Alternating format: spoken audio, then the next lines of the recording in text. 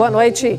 Você fica agora com as notícias que são destaque em Minas nesta terça-feira de feriado. 3 pessoas morreram e mais 3 ficaram feridas em um acidente na BR-040 na Grande BH. Uma criança cuja mãe morreu foi resgatada. E se você ainda vai pegar estrada no fim desse feriado, se deslocando por ônibus, fique atento às questões de segurança. Entrar em veículo irregular vai te deixar sem seguro em caso de acidente. Missa em homenagem ao Dia do Trabalho reuniu centenas de pessoas, mantendo uma tradição de 42 anos. Mais de 1,5 milhão de trabalhadores estão à procura de uma vaga em Minas. E vamos dar dicas que podem te ajudar a se recolocar. A partir de hoje, a conta de luz está mais cara por causa da temporada de estiagem de chuvas, que aciona mais termoelétricas. Governador Fernando Pimentel foi condenado a devolver dinheiro aos cofres públicos por irregularidades em contrato feito quando ele era prefeito da capital. A pneumonia matou 14 mineiros por dia somente neste ano. O consumo de suplementos por atletas e praticantes de exercícios físicos é uma febre no Brasil. Só que tem riscos e vamos te contar quais são eles. Mais informações sobre essas e outras notícias a partir de agora.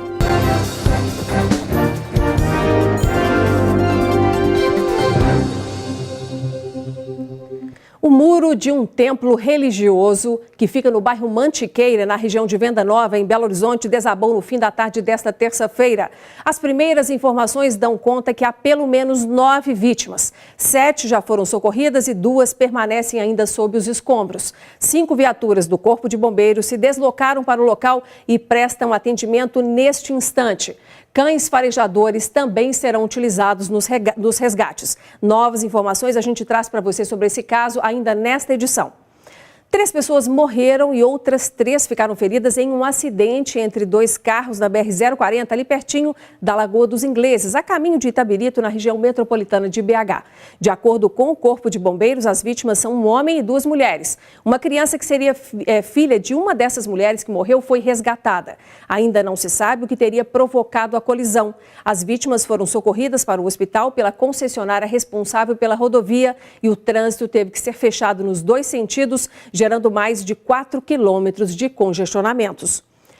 A morte de um policial militar ocorrida hoje na Grande BH se deu em condições, gente, que ainda não foram bem explicadas e dentro de um contexto familiar.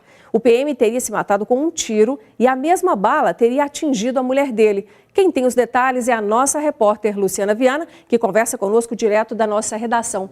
Luciana, a polícia trabalha com uma linha aí de investigação que poderia apontar um crime passional? Boa noite. Exatamente. Boa noite, Nácia. Boa noite a todos. O policial militar, um cabo, que tinha 38 anos, ele já havia se envolvido em uma ocorrência de ameaça a um conhecido horas antes. Ele acreditava que o conhecido teria um caso com a própria esposa. À noite, no bairro Niterói, em Betim, ele discutiu com a esposa. Naquele momento, atirou contra a cabeça e a mesma bala atingiu a mulher pelas costas. Ela passou por cirurgia e está internada no CTI. Os militares, quando chegaram no local, encontraram já o homem sem vida. A Polícia Civil investiga esse caso e, apesar de ter acontecido em Betim, ele era lotado no 22º Batalhão da Polícia Militar, aqui na região Centro-Sul de Belo Horizonte. Tá certo, Luciana. Obrigada pelas informações, viu?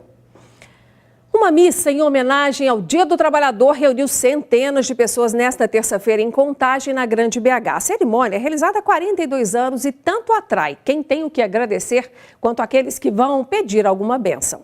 Nem o sol forte fez com que os fiéis perdessem a missa. Teve gente que trouxe a carteira de trabalho para agradecer e rezar pelos que estão desempregados. Todos os anos eu venho aqui no Dia do Trabalhador, trouxe a minha carteira para ser abençoada, porque estão mandando embora sem dó. Oh Deus, tem de misericórdia do nosso país. Nosso país precisa melhorar, precisa ter paz, precisa andar. E este é exatamente o intuito da missa, que é realizada há mais de 40 anos. Vamos pedir hoje a São José Operário para que interceda a Deus por todos os trabalhadores e trabalhadoras, pelos empregados para que tenham seu emprego e direitos sociais garantidos.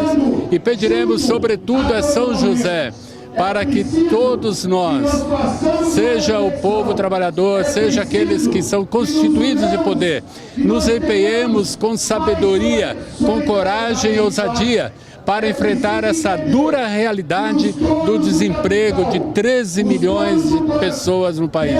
O dia 1º de maio ganhou um sentido cristão em 1955, quando o Papa Pio XII instituiu a festa de São José Operário, o protetor dos trabalhadores. Ele cuidou do próprio Deus, do menino Jesus na oficina, como carpinteiro. Então, melhor do que ninguém, São José nos ensinou sobre a dignidade e a beleza do trabalho, o trabalho como prolongamento da obra da criação. Por aqui, nem os números negativos divulgados recentemente pelo IBGE desanimam. Na falta de oportunidades, a fé se fortalece. Vamos pedir misericórdia a todos os desempregados, a todas as pessoas que estão passando necessidade. A gente tem que pedir muito a Deus para que tudo modifique. E é só com garra e com luta e com muita união. Hoje, gente, são quase 14 milhões de desempregados no Brasil. Só em Minas, há mais de 1 milhão de pessoas à procura de uma vaga. Pois é, nesse dia do trabalho, as estatísticas não estão a favor do trabalhador. Na falta do emprego formal, as pessoas estão dando seu jeito aí com atividades de curta duração ou mesmo bicos. O importante é não desanimar. E uma dica importante também é não entregar o mesmo currículo para todas as vagas. Faça adaptações que melhor apresentem as suas habilidades e competências de acordo com o que cada empresa está buscando. O último registro na carteira da Carolina é do ano passado, mas foi demitida enquanto ainda estava no período de experiência. De lá para cá, não conseguiu mais trabalhar. Eu fui fazendo alguns trabalhos como babá informal na própria família para tentar suprir um pouco as necessidades básicas da gente, né? Assim como a Carolina, muita gente passou o dia do trabalho sem um emprego. Segundo dados do IBGE, a taxa de desempregados no país já chega a 13,1%, a maior desde maio do ano passado.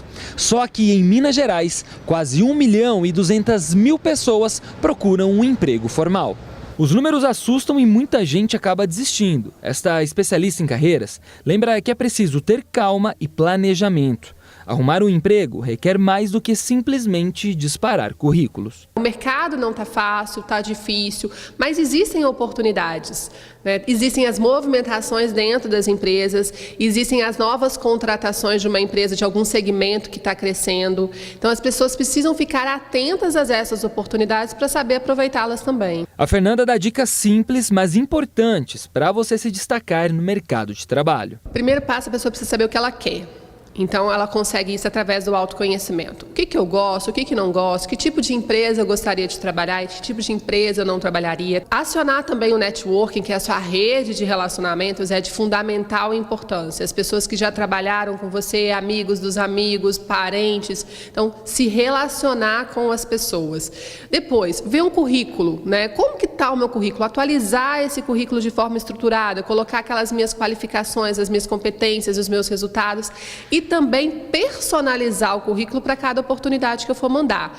E se está difícil conseguir um emprego com carteira assinada, por que não seguir na informalidade? Buscar essas oportunidades de forma autônoma, uma atividade paralela à sua atividade principal, é sempre uma boa escolha. Primeiro, porque vai ajudar a complementar a renda.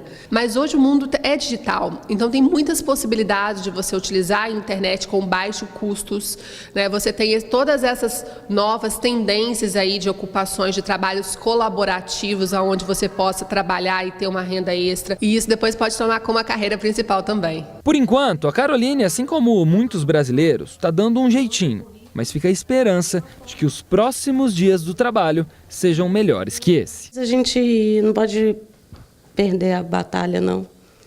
Tem que lutar. Sem luta não há sucesso, né? É isso aí, Carolina, não desanima, hein? Tô torcendo por você.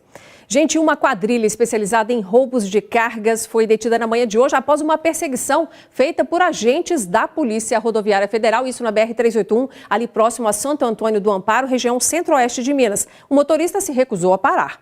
240 notebooks novos foram apreendidos e ainda 12 sacos com tecidos e materiais médicos. 2 suspeitos foram presos e mais 2 conseguiram escapar. A carga roubada está avaliada em R$500 mil. O motorista do caminhão disse à polícia que foi abordado pela quadrilha e obrigado a ajudar a transferir a carga para outro veículo. Neste feriado, muita gente pegou as estradas e algumas pessoas já estão se preparando para a volta para casa, que poderá ser ainda nesta noite ou, quem sabe, no início da manhã desta quarta-feira. Quem usar o ônibus precisa ter atenção na hora de escolher a aviação. Estar atento à segurança é fundamental. Comprar uma passagem muito mais barata de um ônibus clandestino pode te deixar sem indenização em caso de acidente. Feriado? E se é próximo do fim de semana, então melhor ainda para quem quer viajar. Mas na hora de escolher o ônibus é preciso tomar cuidado. Alguns passageiros optam por coletivos irregulares, clandestinos, atraídos pela passagem mais barata, em muitos casos metade do preço. Mas há quem opte pela segurança e conforto. A comodidade e a segurança é muito importante nessas viagens. É mais seguro, né? Tem mais possibilidades de viagem, não corre tanto risco, né? O motorista conhece bem a estrada, né? Eu não concordo com nada clandestino. Você tira comida da boca dos outros, das pessoas, né? Tem que ser correto. Para exercer a profissão de motorista, Ivanil optou por melhores condições de trabalho. A horária é normal, de 6 horas e meia diária, com descanso de 12, 13 horas. É regra da empresa, né? E junto ao Ministério do Trabalho, né? Este especialista em engenharia de transportes alerta sobre os riscos de viajar em ônibus clandestinos. São veículos que não se submetem à fiscalização, né? E nem seguem as regras básicas de segurança. E essas viagens longas só usam um motorista, né? Acaba o pessoal, muito acidente, o pessoal cansa ou dorme no volante. Um preço muito baixo, a população deveria desconfiar, né? Já os veículos do transporte regular precisam cumprir muitas exigências. Eles são periodicamente vistoriados, né? Eles têm que ter a vistoria dos equipamentos de segurança, né? Pneu, freios, né? Eles também... A questão da idade da frota também, porque a falha mecânica, né? Às vezes veículo muito velho, que normalmente faz esse tipo de serviço, né? A incidência de falha é muito maior, né? Quando regras são respeitadas, acidentes podem ser evitados. Não foi o caso desse ônibus que em junho do ano passado saiu da pista e tombou na BR-251 em Salinas, norte de Minas Gerais. 11 pessoas mortas e 20 feridas no meio da madrugada. O veículo, que fazia o transporte clandestino de passageiros, saiu de São Paulo com destino à Bahia, em um trajeto de quase 2.300 quilômetros. O condutor teria cochilado ao volante. Outro acidente envolvendo ônibus clandestino deixou 8 mortos na madrugada de 23 de abril deste ano, na BR-116, próximo a Governador Valadares, leste de Minas. O condutor de uma caminhonete teria feito uma ultrapassagem irregular. O veículo acabou batendo contra uma carreta que tombou sobre o ônibus, que neste caso não causou o acidente, mas este especialista em direito do consumidor afirma que as vítimas ficam desamparadas, pois não possuem qualquer tipo de seguro, ao contrário de empresas regulares, que recolhem impostos, inclusive o DPVAT, e possuem documentação em dia. Caso sejam acionadas judicialmente, costumam ter condições de arcar com as indenizações, ao contrário das empresas clandestinas. Como nós já sabemos, essas empresas irregulares muitas das vezes não encontram empresas, as empresas não são nem legalizadas, então o passageiro entra com a ação judicial, eventualmente ganha, mas não leva. Como é que localiza patrimônio dos responsáveis para cobrir os prejuízos? O DER, por meio de nota, afirma que ações de fiscalização são feitas de forma rotineira em parceria com as polícias militar, rodoviária federal, a ANTT e agentes municipais. E o que impede uma fiscalização mais efetiva é o grande número de liminares permitindo a livre circulação desse meio de transporte. Só de 2011 a 2017 foram concedidas cerca de 3 mil liminares aos motoristas irregulares em várias regiões do estado. O órgão ainda afirma que recorre de todas as liminares recebidas. Quem for flagrado pelo DR fazendo transporte irregular pode ser punido com a apreensão do veículo e o pagamento de multa de mais de R$ 1.600, sendo que a multa pode dobrar em caso de reincidência. A conta de luz está mais cara a partir de hoje. Mais essa para o seu bolso. As distribuidoras voltaram a cobrar uma taxa na tarifa por causa do período de seca que deve afetar o nível dos reservatórios das usinas hidrelétricas e exigir que as usinas termoelétricas trabalhem mais. Não é de hoje que Marcela tenta reduzir os gastos com energia. As lâmpadas são de LED, a roupa é lavada uma vez por semana e nada de deixar ligados na tomada os aparelhos que estão fora de uso.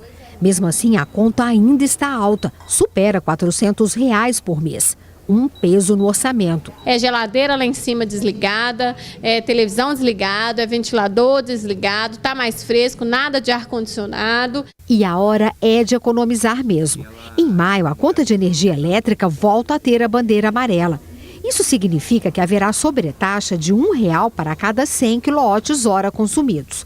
No caso da Marcela, cerca de R$ 4,20. No sufoco, no limite. Então, para mim, esse reajuste vai impactar muito negativamente nas contas e no orçamento. O sistema de bandeiras é acionado sempre que baixa o nível de água dos reservatórios nas usinas. Isso obriga o acionamento das termoelétricas, que têm custo de produção mais alto. É preciso continuar economizando energia para, primeiramente, economizar com as despesas, no orçamento, né? E ajudar o próprio sistema a se recuperar. E acumulando água nos reservatórios, é possível programar o desligamento das termoelétricas. Aqui neste shopping com 1.000 lojas, a conta de luz agora em abril chegou a quase R$ 117 mil. Se o consumo se repetir em maio, a despesa com energia deve subir R$ 1.200 por causa da bandeira amarela. E seria muito mais se medidas de economia não tivessem sido tomadas. 700 lâmpadas mais econômicas foram instaladas. O consumo é abastecido em parte por um gerador movido a diesel e por placas que captam a energia solar. A conta, que antigamente batia os 170 mil por mês, despencou e ficou R$ 50 mil mais barata. O próximo passo é construir uma subestação, que vai permitir que o shopping compre eletricidade do fornecedor que cobrar o menor preço por quilowatt-hora. Toda e qualquer economia para nós reveste na possibilidade de fazer novas ações, de trazer para os lojistas mais benefícios, que consequentemente vai reverter para o consumidor final. O governador de Minas, Fernando Pimentel, do PT, foi condenado pela Justiça de Minas a restituir os cofres públicos por irregularidades em uma parceria público-privada para a gestão do aterro sanitário de Belo Horizonte. A parceria foi firmada em 2008, quando Pimentel era prefeito da capital. A decisão foi tomada em primeira instância pelo juiz Rinaldo Kennedy Silva, que entendeu que a concorrência foi direcionada por meio de contratação de emergência para a empresa que já prestava o serviço para a prefeitura. Na época, o Tribunal de Contas do Estado apontou diversas irregularidades no edital e a licitação chegou a ser suspensa, mas após alterações o processo foi concluído. A decisão ainda cabe recurso. Além do governador Fernando Pimentel, foram condenados o ex-secretário municipal de Políticas e atual secretário de Estado de Transportes e Obras Públicas, Murilo Valadares, o ex-presidente da Comissão de Licitação da Secretaria de Políticas Urbanas, Gustavo Magalhães, e a empresa Vital Engenharia Ambiental do Grupo Queiroz Galvão. A Prefeitura de Belo Horizonte afirmou por meio de nota que Fernando Pimentel fará sua própria defesa e que informações sobre a vigência e o valor do contrato serão repassadas amanhã. Já o governador Fernando Pimentel negou qualquer irregularidade dele e do secretário Murilo Valadares e que vai recorrer. Tentamos contato com a empresa Vital Engenharia Ambiental e com Gustavo Magalhães, mas não conseguimos. E você vai ver a seguir, em Minas, 14 pessoas morrem por dia por causa das complicações da pneumonia.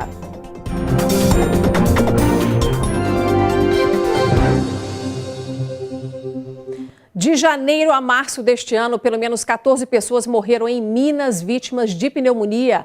E aqui na capital, gente, os registros de morte são muito mais frequentes entre os idosos, com 85% aí dos casos. A vacinação contra a gripe é essencial para prevenir a pneumonia e todas as suas complicações. A pneumonia tem acometido milhares de pessoas em Minas Gerais. Só no ano passado, quase 9 mil pacientes perderam a vida, tendo esta doença como causa. Pneumonia é uma infecção dos pulmões. As causas são variadas, mas a maior parte ela decorre de infecções virais. E muitas vezes o paciente tem uma infecção viral inicial e isso acaba inflamando os pulmões e abrindo porta para uma bactéria depois vir. Então, às vezes a infecção viral ela precede uma pneumonia eventualmente bacteriana. A doença é mais comum em crianças e idosos por causa da baixa imunidade e em fumantes e obesos pela dificuldade em reagir às insuficiências respiratórias. O importante é que o paciente saiba diferenciar os sintomas para começar logo o tratamento. diferença mais clássica que a gente trabalha é a diferença entre resfriado e a gripe em si. O resfriado geralmente é quando a pessoa tem o nariz escorrendo, a febre baixa, sintomas mais altos que a gente chama, então sintomas mais relacionados à face. Um pouquinho de dor de garganta, nariz escorrendo, febre baixa. A pneumonia já decorre de sintomas mais sistêmicos. O que é isso? É uma febre mais alta, dor muscular e a pessoa começa a tossir. Geralmente uma tosse mais intensa, mais forte e que pode levar à falta de ar. Se não for tratada de forma adequada, com antibióticos e remédios para melhorar a respiração, a pneumonia pode evoluir para algo mais grave e até causar a morte. Só neste primeiro trimestre de 2018, já foram registradas 1.267 mortes no estado em decorrência da pneumonia. Se fizermos uma conta rápida, veremos que esses números se tornam assustadores, pois a cada dia 14 pessoas perderam a vida por complicações da doença. Durante uma gripe, Vera começou a sentir dores no peito, febre e dificuldades para respirar. Assim que procurou o médico, o diagnóstico foi certeiro. Ele constatou que eu estava com uma pneumonia e já começou medicando com antibióticos e inalação. O que agravou o problema foi o fato de Vera ser fumante há 40 anos. Depois de 15 dias se medicando, o susto parece ter passado e deixado um aprendizado para Vera. Não é brincadeira, a pneumonia não é brincadeira, é uma dor no peito muito grande. Se Deus quiser, eu vou parar de fumar. Boa sorte para você, hein? Todo trabalhador, gente, tem direito a um emprego e essa é a mensagem do nosso colunista Paulo Navarro neste Dia Mundial do Trabalho. Olá! Dia 1º de maio, Dia do Trabalhador, do Trabalho ou Dia Internacional dos Trabalhadores. Dia de São José Operário, santo padroeiro dos trabalhadores. Neste dia, em 1886, nasceu uma manifestação de trabalhadores em Chicago, Estados Unidos. Eles exigiam a redução da jornada de trabalho para 8 horas diárias. A manifestação gerou uma greve geral e o resto da história deu neste feriado mundial. No Brasil de 2018, lembrar o Dia do Trabalho é falar de corda em casa de enforcado de Tiradentes. 14 milhões de desempregados, aumento do trabalho informal, improvisado ou sem carteira assinada. 130 anos depois, no Brasil, quem deve estar fazendo hora extra é São José Operário. Como reza o clichê, o trabalho dignifica o homem. Como mostra a realidade, o desemprego é cruel, gera violência, doenças, mortes e tira toda a dignidade de homens e mulheres. Que no ano que vem o tema aqui seja outro. Em vez de orações, pedindo orações agradecendo o emprego, o trabalho que não é esmola é um direito de todos. A escala de pagamento do salário de abril dos trabalhadores do Estado deve ser divulgada na próxima sexta-feira pela Secretaria de Estado de Fazenda. Desde 2016, o governo de Minas divide em até 3 vezes os vencimentos do funcionalismo, afirmando ser por causa da crise financeira. E depois do intervalo, a gente fala sobre a moda no consumo de suplementos alimentares. Sem acompanhamento profissional, eles são um risco grande para a saúde.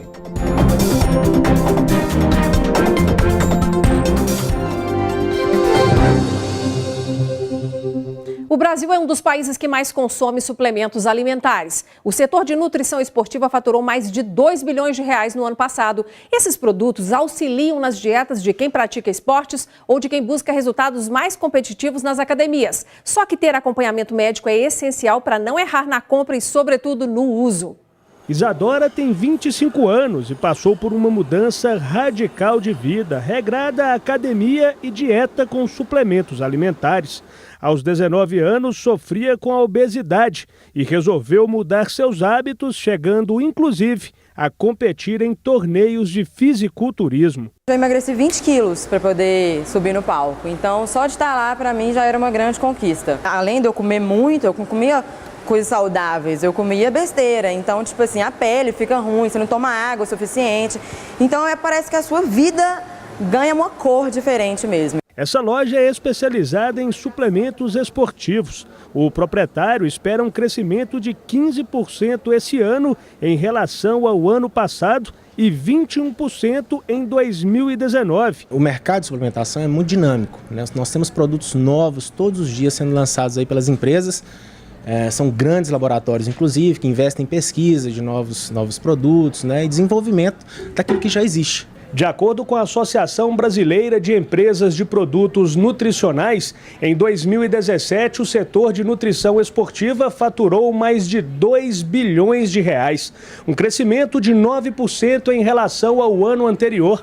Atualmente no Brasil, são comercializadas mais de 500 marcas de suplementos alimentares. Mas é bom ficar atento. De acordo com Isadora, ela segue desde o começo um acompanhamento com especialistas, o que, segundo essa nutróloga, é essencial para se evitar alguns riscos à saúde na hora de seguir esse tipo de dieta. O risco da suplementação, sem orientação médica, é que quem está fazendo uso está perdido, não sabe a quantidade adequada, a ingestão que deve ser feita, os horários que devem ser feitos, e para cada tipo de atividade física, de intensidade, a gente vai ter um suplemento. São vários tipos de suplementos mais usados. Existem alguns mitos, principalmente em relação a fazer mal à saúde. Segundo a nutróloga, se usado em excesso e sem exercício físico, todos podem prejudicar a saúde, mas um deles requer cuidado especial. Os termogênicos, a gente tem que ter muito cuidado. A maioria tem efedrina, cafeína em excesso, vasodilatadores, que podem levar a um pico hipertensivo, a uma taquicardia. Então há um risco muito grande também no uso de termogênicos, sem indicação e sem orientação e sem saber realmente o que há no produto.